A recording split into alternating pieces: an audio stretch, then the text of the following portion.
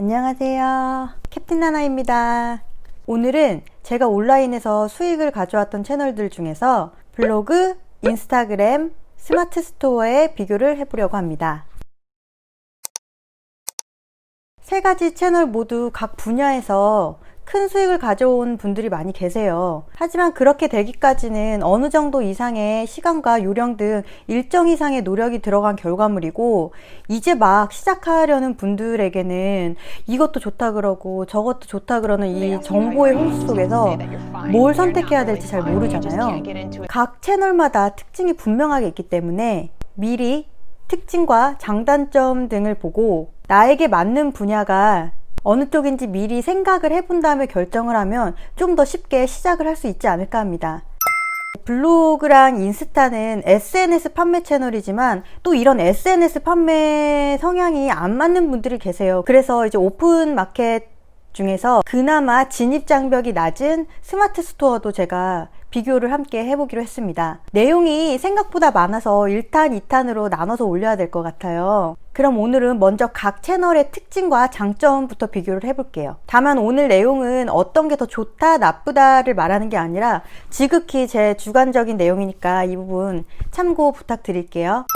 블로그의 특징부터 설명을 해볼게요. 제가 설명을 드리는 건 네이버 블로그 기준이고요. 어떤 키워드로 검색을 했을 때 상위 노출이 잘 되는 블로그를 지수가 높은 블로그다 이렇게 얘기를 하는데, 이 지수를 높이기 위해서는 키워드와 네이버 알고리즘에 대한 이해가 필요해요. 예를 들어서 제가 캠핑컵 추천을 검색을 했을 때 블로그 중에서 맨 위에 나오는 것들이 있죠. 그런 블로그들이 이제 지수가 높다라고 하는 겁니다. 이렇게 어느 정도 노출이 될 때까지는 거의 매일 포스팅을 해야 하고요. 1일 1포스팅 기준으로 한 달 반에서 2달 정도만 꾸준히 하면 그래도 블로그는 어느 정도 크기를 키울 수 있는 것 같아요. 지금 네이버 블로그가 예전보다는 영향력이 많이 줄기는 했지만 아직도 활용 가능한 부분이 저는 많다고 생각을 해요. 그리고 이런 인식이 오히려 기회가 될 수 있지 않을까라는 생각도 하고 있고요. 그리고 이제 인스타그램의 특징을 살펴볼까요? 인스타그램은 팔로워가 많을수록 인스타그램의 크기를 크다고 간주를 하죠. 그래서 이제 이런 팔로워를 구매를 하는 분들도 계세요. 근데 이게 나는 인스타그램을 운영하는 게 협찬을 받으려는 목적이다 라면은 조금 먹힐 수는 있는데, 만약에 내가 판매를 하려는 목적으로 인스타그램을 키우면 팔로워를 구매를 하는 게 안 먹혀요. 예를 들어서 제가 진성 팔로워가 2,000명이고 구매한 팔로워가 8,000명인 10,000명의 팔로워를 가지고 있다고 할게요. 협찬 같은 경우에는 팔로워 수에 따라서 해주는 경우가 많이 있기 때문에 이런 게 조금 먹힐 수는 있지만, 예를 들어 내가 판매를 하려고 하는데 진짜 팔로워는 2,000명 뿐이잖아요. 그렇다고 그 2,000명에게 내 피드가 매번 다 뜨지는 않아요. 또 본다고 해서 물건을 다 사지도 않고, 그렇게 하면 제 물건을 살 수 있는 사람이 몇 명이나 될까요? 팔로워 구매 잘못하면 인스타 지수가 떨어질 수도 있고, 이게 나중에 어느 정도 몸집이 큰 다음에 이 사람 팔로워가 많네, 이유가 있나? 이런 식의 좀 마케팅에 어느 정도 적당히 활용을 하는 거면은 좀 사용해볼만 하지만, 처음부터 팔로워를 사서 키우려고 하는 거는 절대 추천을 드리지는 않습니다. 인스타그램도 블로그와 같이 어느 정도 노출이 될 때까지는 거의 매일 게시물을 올려야 돼요. 그리고 인스타그램의 가장 큰 특징은 블로그보다도 훨씬 더 많은 사람들이 사용하는 SNS라는 거죠. 이게 가장 큰 장점이자 단점이 될 수 있다고 생각을 합니다. 이제 스마트 스토어의 특징을 살펴볼까요? 스마트 스토어는 그냥 물건을 온라인에서 사고 파는 곳이라고 생각을 하면 돼요. 온라인 상점. 예를 들어서 저희가 물건을 사려면은 오프라인 가게 가서 물건을 사고 팔았잖아요. 근데 오프라인에서 장사를 하려면은 매달 얼마를 지불하면서 장소를 임대해야 하잖아요. 온라인은 월세가 없는 대신 수수료를 내는 거라고 생각을 하시면 돼요. 오픈마켓마다 수수료가 이제 다 다른데, 그것도 오프라인으로 생각을 해보면 지역에 따라서 월세가 다르잖아요. 같은 맥락으로 생각을 하시면 이해가 좀 더 편하실 것 같아요. 스마트 스토어에서 잘 팔려면 제품을 검색을 했을 때 그 쇼핑에서 1페이지에 나와야 돼요. 그런 제품들이 많이 팔리는 제품이잖아요. 오프라인과 또 비교를 해보면 오프라인에서 잘 나가는 곳은 줄 서서 사 먹거나 줄 서서 사거나 하죠. 온라인에서는 줄을 세울 수가 없으니 그만큼 리뷰를 많이 쌓아야 해요. 이 리뷰가 많은 제품들이 대부분 첫 페이지에 떠 있죠. 온라인 스토어에서는 내가 파는 물건이 검색했을 때 1페이지 상위 노출이 되도록 사람들을 줄 세워서 계속 리뷰를 쌓으면서 만들어 가야 하는 일입니다. 스마트 스토어는 SNS 판매 채널과는 성향이 아예 달라서 사람들과의 교류가 필요가 없어요. 이게 큰 장점이 될 수 있겠죠? 그럼 이제 장점들에 대해서 설명을 해볼게요. 우선 블로그의 장점부터 살펴보자면 소모성이 적다는 거예요. 예를 들어서 제가 신상 아이패드에 대해서 포스팅을 하나 잘 올려서 상위 노출이 됐어요. 근데 사람들이 오늘만 아이패드를 검색하는 게 아니잖아요. 수많은 사람들이 매일매일 아이패드에 대해서 검색을 하는데 그럼 매일매일 상위에 있는 제 블로그로 유입이 되겠죠? 그런 식의 포스팅들이 하나, 두 개, 세 개씩 쌓이면 블로그도 커지는 거예요. 이 포스팅 하나가 상위 노출이 됐을 때 상위에 머물러 있는 기간이 인스타보다는 긴 편이라서 저는 이게 효율성이 조금 더 좋다고 생각을 해요. 그리고 블로그가 조금 더 고가의 협찬에 유리하다. 적당한 지수만 쌓이면 체험단에 선정되거나 협찬을 받는 게 어려운 일은 아니에요.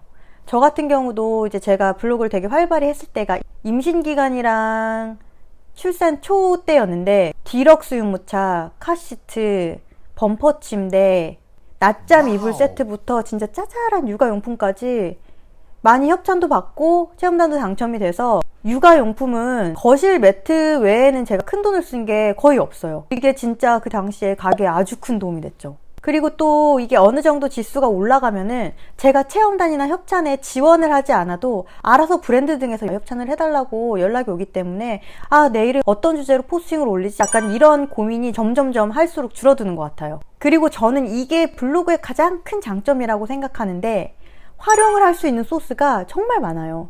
블로그 안에서 이제 사진도 쓸 수 있고 동영상도 마음대로 쓸 수 있고 링크, 그리고 글의 분량이 제한이 없다는 거예요. 그만큼 표현할 수 있는 방법이 무궁무진하기 때문에 이걸 잘 활용하면 정말 큰 장점으로 사용할 수 있겠죠? 그리고 블로그 포스팅을 해보면 나중에 스마트 스토어를 하게 됐을 때 상세 페이지 작성에도 굉장히 큰 도움이 돼요.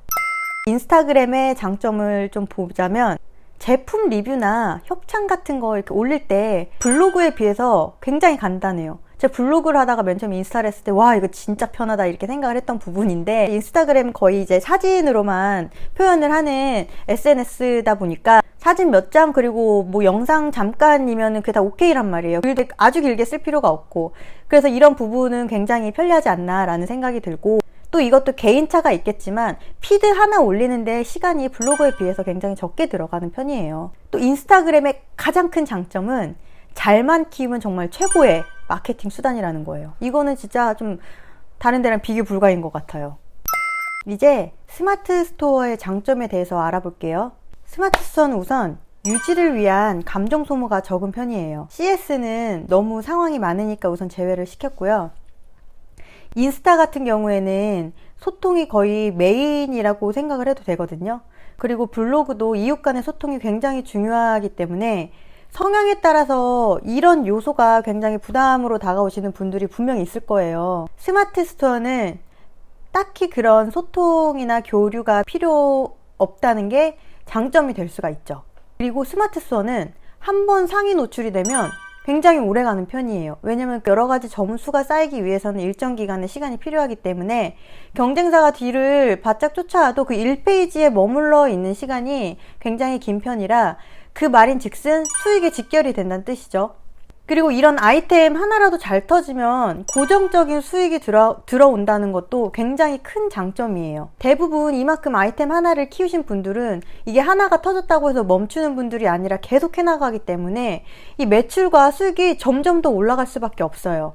그리고 또 스마트 스토어는 상세 페이지를 한번 잘 만들어 놓으면 계속 써먹을 수 있다는 장점이 있죠. 그럼 오늘 비교한 블로그와 인스타그램 스마트 스토어의 장점과 특징에 대해서 마지막으로 정리를 한번 해볼게요. 블로그의 특징과 장점, 블로그가 크려면 블로그 지수가 높아야 하는데 키워드와 네이버 알고리즘에 대한 이해가 필요하다. 어느 정도 키울 때까지는 1일 1포스팅 해야 한다. 상위 노출이 한번 잘 되면 오래 유지된다. 컨텐츠 소모성이 적다. 고가 제품 협찬에 유리하다. 시간이 지날수록 포스팅 주제에 대한 고민이 줄어든다. 표현할 수 있는 도구가 가장 많다. 인스타그램의 특징과 장점은요. 팔로워 숫자는 인스타그램의 크기이다. 블로그와 같이 어느 정도 키울 때까지는 1일 1피드 해야 한다. 가장 많은 사람들이 사용하는 SNS인 만큼 장단점이 더 크다. 제품 리뷰를 비교적 간단하게 할 수 있다. 사용 소스의 제한으로 피드 올리는 데 시간이 비교적 덜 걸린다. 잘만 키우면 최고의 마케팅 수단이다. 마지막으로 스마트 스토어의 특징과 장점은요. 스마트 스토어는 물건을 파는 온라인 상점이다. 검색했을 때 상위 노출이 되도록 노력해야 한다. 사람들과 소통과 같은 교류는 안 해도 된다. 유지를 위한 감정 소모가 적다. 상위 노출 제대로 되면 오래 간다. 이는 수익에 직결된다. 아이템 하나만 잘 터져도 고정 수익이 들어온다. 잘 만들어 놓은 상세 페이지는 계속 써먹을 수 있다. 오늘은 우선 여기까지만 말씀드리고요. 다음 시간에는 오늘 장점에 대해 얘기했으니까 단점, 그리고 각 채널의 수익 구조, 그리고 어떤 분들이 잘 맞는지에 대해서 비교를 해볼게요. 처음 시도하시려는 분들은 어떤 채널이 내 성향에 잘 맞을지 다음 영상까지 끝까지 보시면 아마 조금 더 뚜렷한 그림이 그려지실 거예요. 그럼 더 궁금한 내용 있으면 댓글이나 DM 주시고 오늘도 영상 봐주셔서 감사합니다.